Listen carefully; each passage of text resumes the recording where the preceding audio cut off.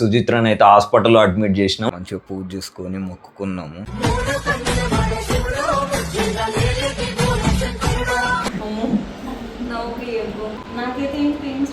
Pains వచ్చినప్పుడు ఇక్కడ మనం మెజరింగ్ అనిపిస్తుంది అన్నమాట. అడ్మిట్ అయ్యానుగా అంతే ఉంటుంది.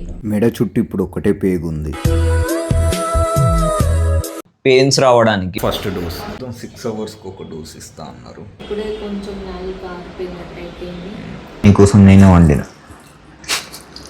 డెలివరీ అవుతుంటే కూడా వండుడు మాత్రం మానను నేను. ఆవాజ్ మత్ కర్. తనకు కొన్ని ఎక్సర్సైజెస్ చేయమని చెప్పింది, దగ్గరుండి చేపించింది కూడా అక్క. తను ఎక్కువ పెయిన్ అనేది ఫీల్ అవ్వద్దు.